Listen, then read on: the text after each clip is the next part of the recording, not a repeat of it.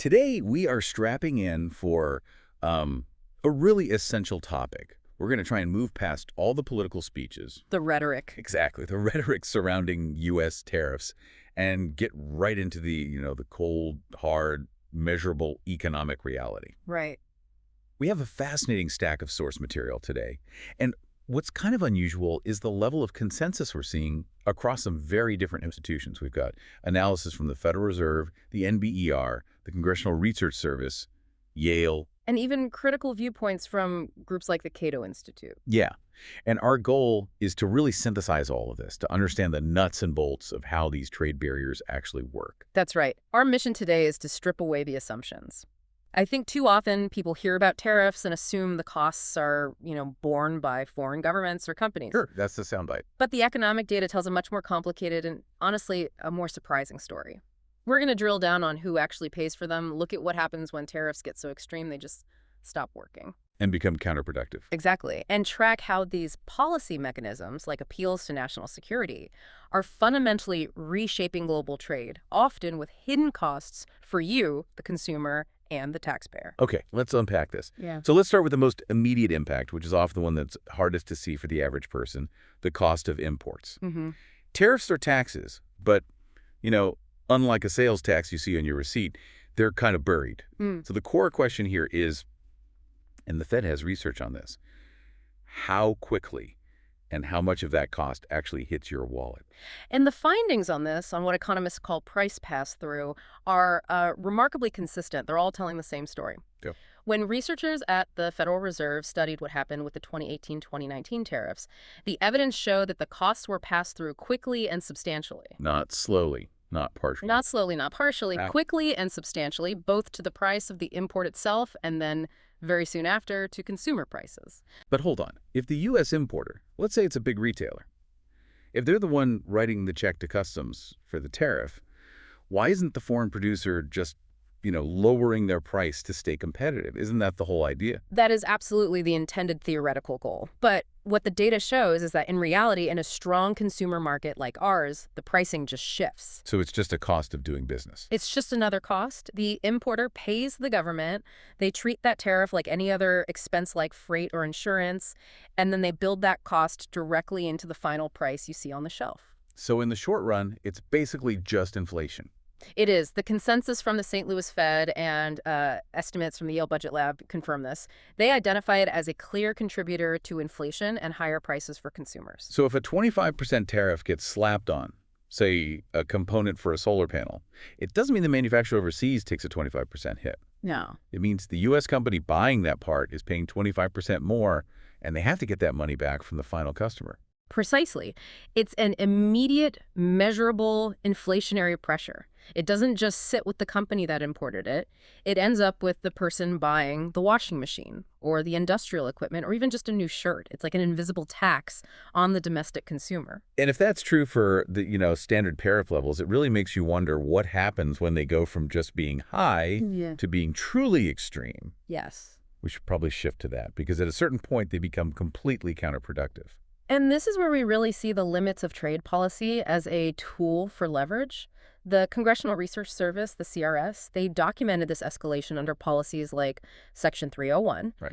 And they showed that there were these extraordinarily high effective tariff rates on certain goods coming from China. So when we say extreme, what are we talking about here? What kind of numbers are we seeing? And at what point does the whole mechanism just break? Well, academic analyses that were linked to the NBER and the Fed, they actually zeroed in on the exact threshold where a tariff stops being, a negotiating tool and starts becoming a tool of pure trade destruction. And what's that number? The finding, which is, it's really striking, is that at extreme levels, around approximately 145%, the whole economic function of the tariff just flips on its head. 145%. So a product costs almost 2.5 times its original price before it's even left the port. Yeah. Why is that the magic number, the point of failure? Because at that level of cost, the product just isn't commercially viable anymore. For any real market, at least. Nobody can afford it. Nobody is willing to pay it. So the tariff doesn't just raise revenue, it just crushes the trade volume down to almost nothing. And instead of forcing supply chains to move back to the U.S., which was the stated policy goal, the main consequence is massive trade diversion. Trade reversion. Yeah. Buyers just go somewhere else. Exactly. They just shift their purchases to Vietnam or Mexico or any other country that doesn't have that U.S. tariff. It doesn't bring the supply chain home. So the government's goal is to change behavior.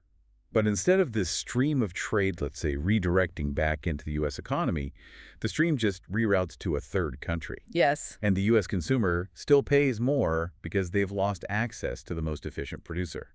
It's like shutting down the main highway and finding out everyone is just taking a much longer, more expensive detour through side streets. That's a perfect analogy. The tariff destroyed that specific trade relationship, but it didn't achieve the goal of reshoring. You just end up with less trade overall, higher costs for everyone because of inefficient sourcing, and the policy goal is still unmet. Here's where it gets really interesting, because that's a powerful point about the limits of protectionism.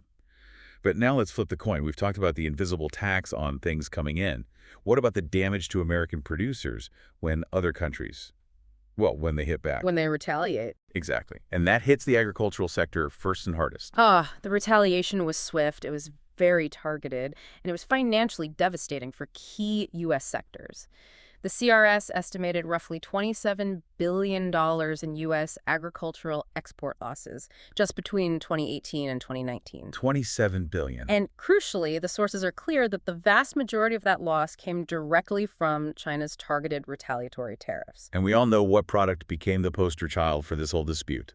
Soybeans. Absolutely. The Kansas City Fed did this incredibly detailed, granular analysis of what happened.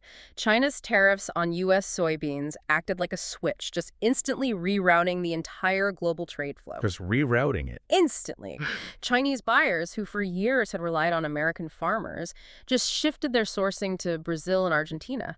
And this wasn't just a temporary cancellation of a few orders. It created permanent structural changes in how those global commodities move. And once those new supply chains are built, they are very, very difficult to undo, even if the tariffs are eventually removed. That kind of structural damage must have had huge localized financial pain all across the American heartland. It did, and NBER research highlighted this.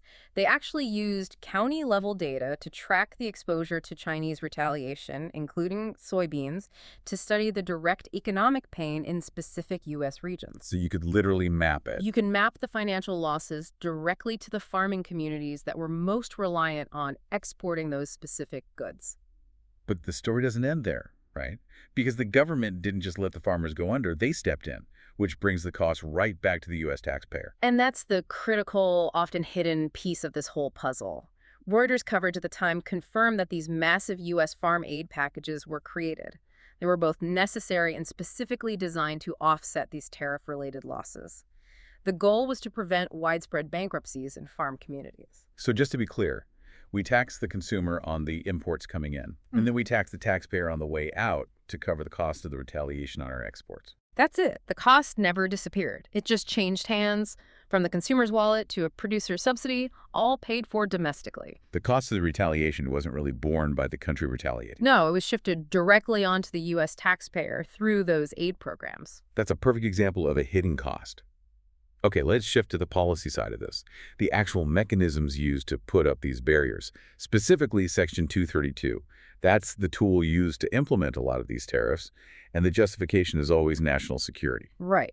And Section 232 is an incredibly powerful tool, mainly because it rests on this very broad and very contested definition of what national security even means. Okay. The CRS explainer notes this ambiguity. I mean, what actually constitutes a threat to national security that justifies a trade barrier?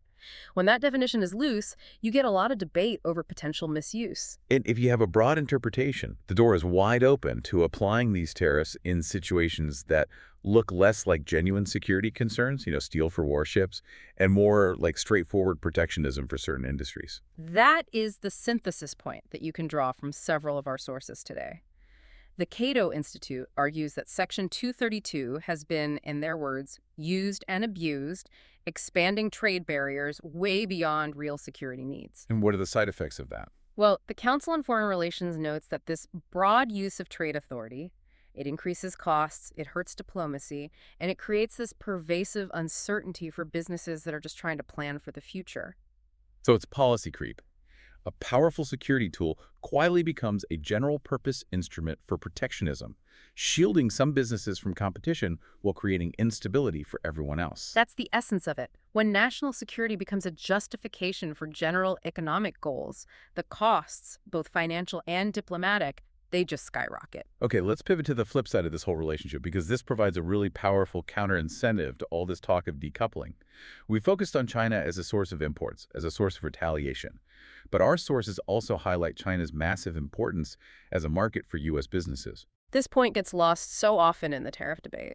I mean, yes, trade with China provides huge consumer welfare gains for the U.S. in the form of lower prices, but maybe more importantly for the business community, the Department of Commerce-Trade.gov and CFR sources all document that China is one of the world's largest and fastest growing markets for American companies. We're talking huge sales potential here for tech, for agriculture, services, consumer goods. You can't just replace a market of that scale. You really can't. And when trade relations get worse, it's not just Chinese imports that suffer. It directly hurts the ability of U.S. firms to compete and grow in that massive consumer market. So while our policy is trying to cut the import cord on one side, It's simultaneously hamstringing our export and growth potential on the other. American companies see China not just as a competitor to be blocked, but as millions and millions of potential high-value customers. and that tension, that's the core paradox here. It is. The desire to restrict imports while simultaneously needing access to the world's biggest growth market, that's the central paradox facing U.S. trade policy. So what does this all mean? It means we have to look past the simple sound bites of a trade war. The source material points to three key economic realities. First, tariffs are a rapid and substantial tax on the domestic consumer.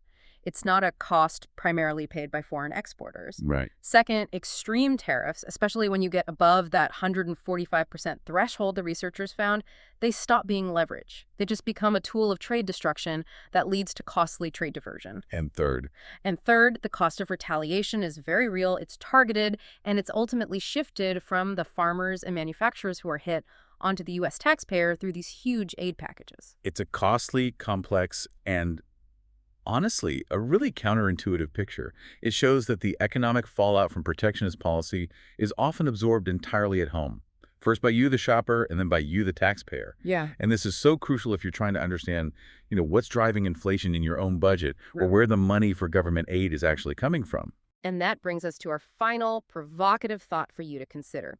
If the ultimate policy goal is to restructure global supply chains away from China, a policy that relies on reducing or even destroying trade volumes, how effective can that destruction really be, given the documented reality that U.S. firms simultaneously rely on China as one of the world's largest and most important consumer growth markets? That inherent conflict between the policy goal and the market opportunity, that provides a powerful structural constraint that has to be addressed.